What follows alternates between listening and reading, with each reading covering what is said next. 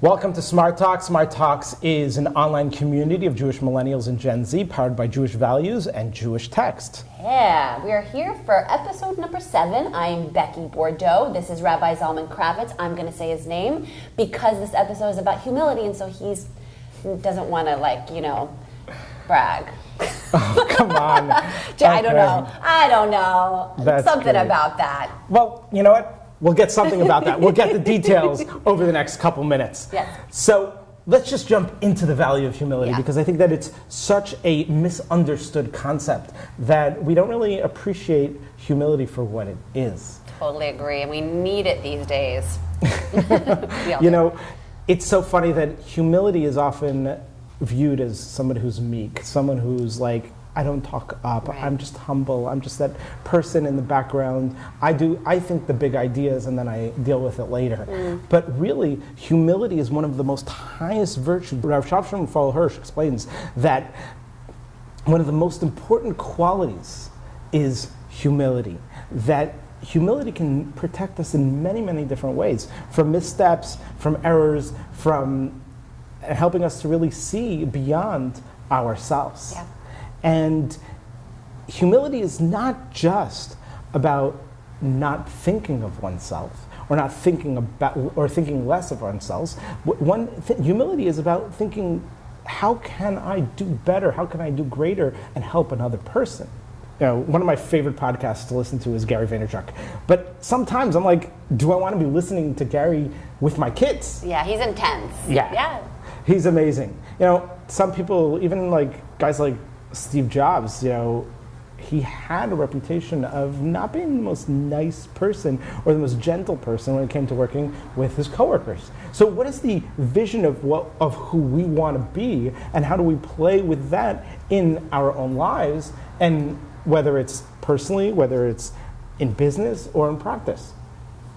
These are good questions. And by the way, I don't want like Gary or any of these people calling us up and being like, are you guys telling us that we're doing it wrong? Absolutely not. I think everyone's got their method, and we're just speculating. We're walking with questions and seeing what is it that they're doing right. There's obviously something being done right, and where can we all refine? Because no one's perfect. So long as we're on this earth, there's something to be refined. And so I'm intrigued to learn more about this humility thing. What is the intersection of being bold and this social influencer, and also being humble and making sure that everyone is being treated with compassion and love and fairness? Right. And I think that even if you look at Gary Vaynerchuk, he is, when it comes to optimizing time, he is like a superstar. He's incredible. And he's taking social media videos in his car on the way from the airport to an event.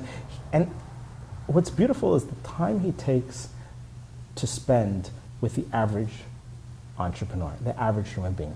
Random, I'll pick one of 60 people who tag this. Yes, maybe it's a social media marketing gimmick or whatever it is, but he's actually having phone calls with those people, and he's actually talking to those people. And I think that is where we can see some of his humility. He could say, you know what? Why should I waste my time with the average person? Let me just spend the time with the people that are going to make me the most money. Right. But as he always says, it's about community. It's about engaging with your audience. It's about giving your audience a genuine perspective of who you are. And I think that is a perfect example of the ingredient of humility. Jim Collins explained that the X factor of great leadership is not personality, but it is humility. And what does humility help us accomplish? There are 3 essential elements. One is humility helps us listen to others. And interestingly enough, what was the first value that we talked about? First was learning, then was listening. Then it's about testing. It's about testing our assumptions and maybe assuming that this person's ideas or perspectives are not necessarily wrong, maybe it's not consistent with what I'm thinking, but give it time to really listen to it and test what they're saying. What can hurt? And then a real leader can admit when they're wrong. And takes humility. That takes a step where I'm going to not only do things and run things and think I'm always right, but see when there's missteps, see when there's mistakes and errors, and then learn from that. And that takes true humility. In our tradition, one of the most amazing, greatest leaders of all time, the greatest prophet that ever lived, was Moses. And Moses not only was the greatest leader, but also the most amazing. The Torah attests to it, that he is the most humble person for all time. How could the Torah view Moses? It's just telling the future that never will there ever live a person greater than Moses. Until Rabbi Zalman Kravitz. Oh, come on. That's, yeah. But really, Moses was the most humble person of all time. Why is the Torah telling us? Because there's profound lessons in his humility. Moses didn't say to himself, oh, I'm not great. I'm not the right person. We see that exchange where God is telling the Jewish people, Moses, to go save the Jewish people. And Moses says, who am I? What is he saying by who am I? Well, what he's saying is that maybe if someone else who had more talent, who could be a better communicator, maybe if you chose them, maybe they would be able to achieve more than what I do. And maybe my challenges are going to prevent me from achieving. But within that one moment, he transitions and says, no, I'm going to do it. God tells him, no, I want you, and I don't care. Because really, it's not about looking at what we can't do. It's about looking at what we can do and being realistic with who we are as a leader. And thinking about it in a way that, how do I live to my potential?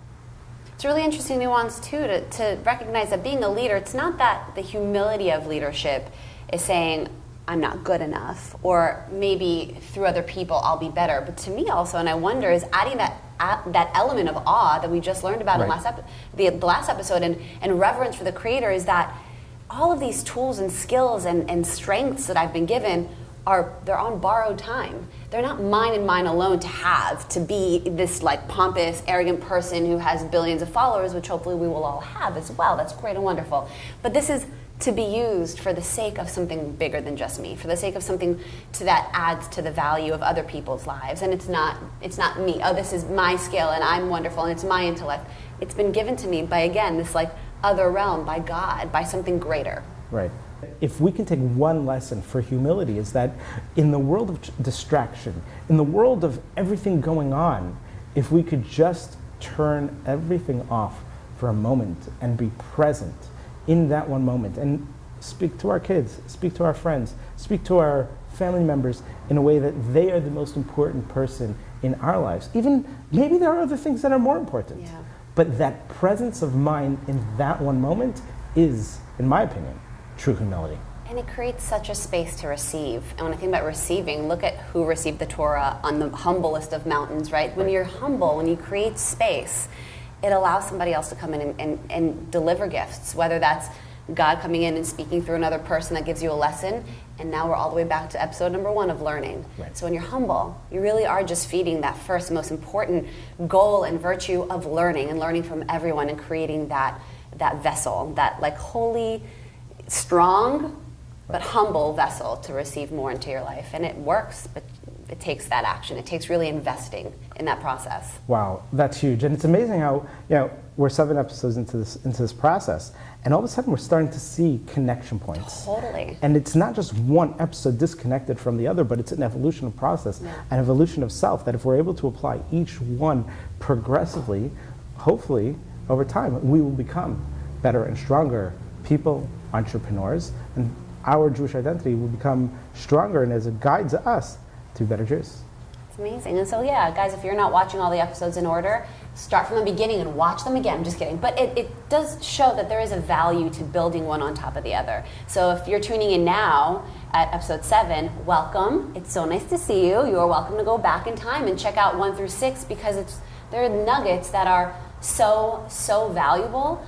They don't have to be sequential, but I will say they do really add, and they layer on top of each other to give you this richness of where we are now. And we'd love for you to, catch up and join us, and of course stick on moving forward so that we can continue to learn. And I'm excited for what we can continue to layer on top so that we become richer in our understanding of the world through these Jewish values and texts, and our conversation together. So I'd love to hear kind of where you guys are at, what you've seen happened for you over the course of these past few weeks and lessons, and what you're excited to learn more about.